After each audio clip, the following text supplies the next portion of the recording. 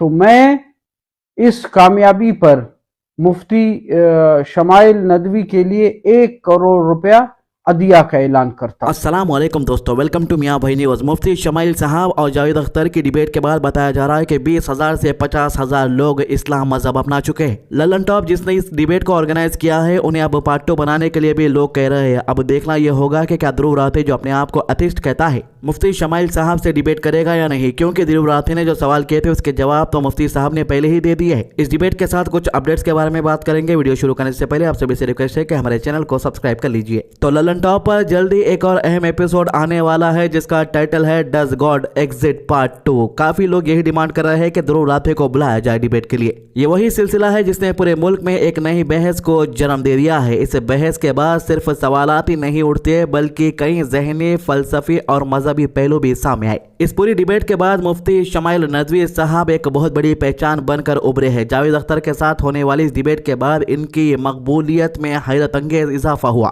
صرف 3 دن کے اندر مفتی صاحب کے اکاؤنٹ پر لگ بھگ 17 لاکھ نئے فالوورز آ گئے، جو سوشل میڈیا کی دنیا میں ایک ریکارڈ مانا جا رہا ہے۔ مفتی شمائل ندوی صاحب ابھی صرف 27 سال کے ہیں۔ اتنی کم عمر میں انہوں نے علم، دلیل اور گفتگو کے ذریعے اپنی ایک الگ پہچان بنا لی ہے۔ مفتی صاحب ملیشیا کی انٹرنیشنل اسلامک یونیورسٹی جسے IIUM کہا جاتا ہے، یہاں اسلامک ریویلڈ نالج اور ہیومن سائنسز میں PhD کر رہے ہیں۔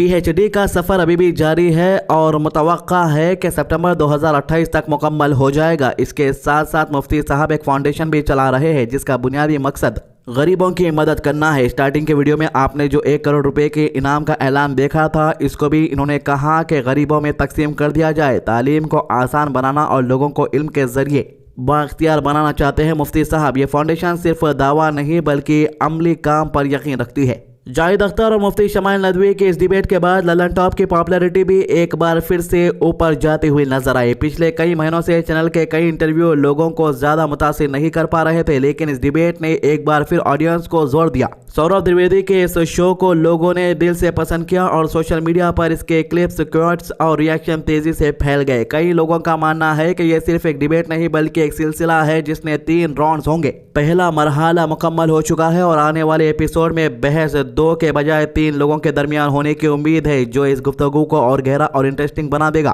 اس پوری گفتگو کے دوران ایک بنیادی سوال اٹھایا گیا اور وہ سوال تھا آخرت پر یقین کا۔ اسلامی عقیدے کے مطابق جو شخص آخرت کا انکار کرتا ہے وہ ایمان کے بنیادی اصولوں سے باہر ہو جاتا ہے۔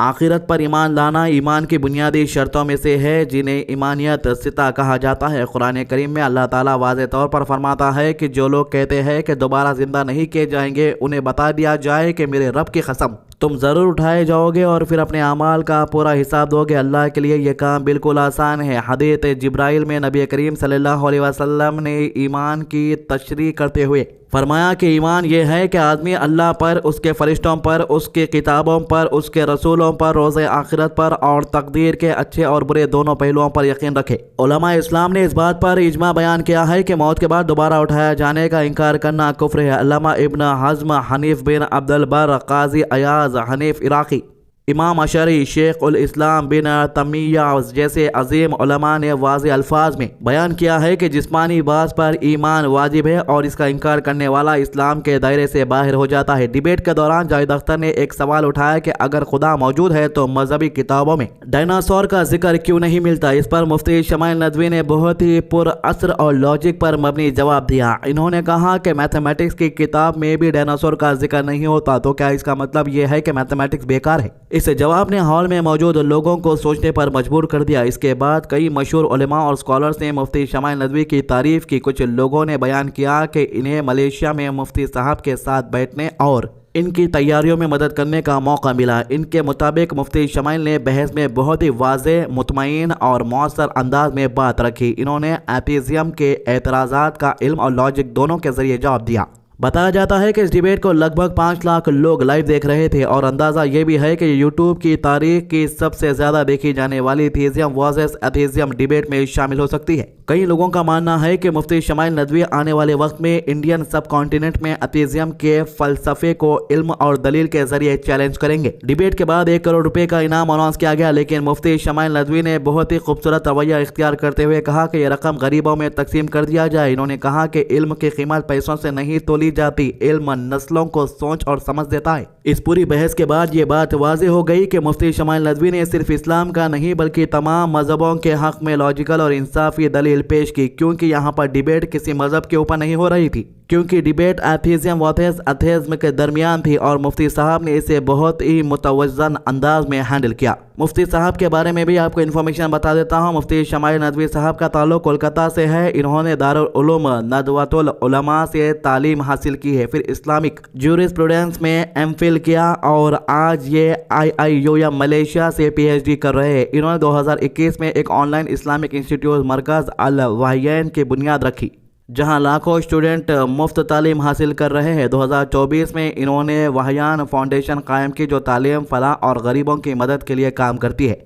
इसके अलावा ये कोलकाता की मशहूर कोबी बगान मस्जिद में खिताब और मुफासिर के तौर पर भी अपनी खिदमत अंजाम दे रहे हैं। मुफ्ती शमाइल सोशल मीडिया पर भी बहुत एक्टिव है। ये साइंस, एथीज़म, फेमिनिज्म और मॉडर्न फ़लसफ़ों पर खुलकर बात रखते हैं। इनका कहना है कि साइंस खुदा के वजूद को ना साबित कर सकती है और ना ही पूरी तरह रद्द कर सकती है, क्योंकि साइंस सिर्फ फिजिकल और एम्पेरिकल दुनिया तक महदूद है, जबकि खुदा नॉन फिजिकल और मेटाफिजिकल रियलिटी है। इन्होंने मिसाल देते हुए कहा कि जैसे आप मेटल डिटेक्टर से प्लास्टिक नहीं ढूंढ सकते, बिल्कुल वैसे ही साइंस के टूल से खुदा को मेजर नहीं किया जा सकता। साइंस अपनी जगह ठीक है, लेकिन साइंटिज्म यानी ये सोच के इल्म का सिर्फ एक ही जरिया साइंस से ये गलत है। इस पूरे बहस के बाद एक बात साफ हो गई कि ये सिर्फ एक डिबेट नहीं थी, बल्कि इल्म, यकीन और सोच के दरमियान एक गहरी गुफ्तगू थी।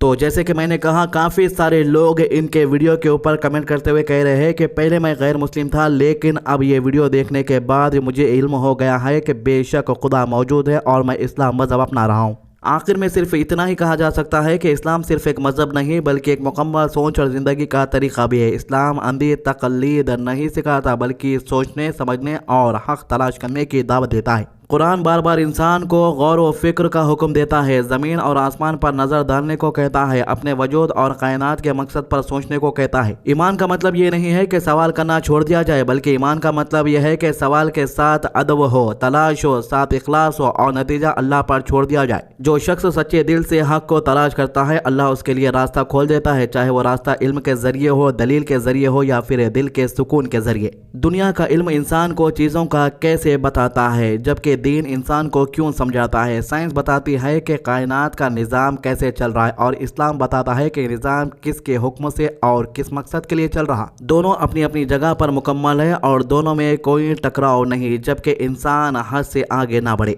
आखिरत पर यकीन इंसान को जिम्मेदार बनाता है। ये यकीन इसके अल्फाज, उसके फैसलों और इसके आमाल को मानी बना देता है। जब इंसान जानता है कि उसे एक दिन अपने रब के सामने खड़ा होना है, तो वो जुल्म से बचता है, सच का साथ देता है और इंसानियत को जिंदा रखता है।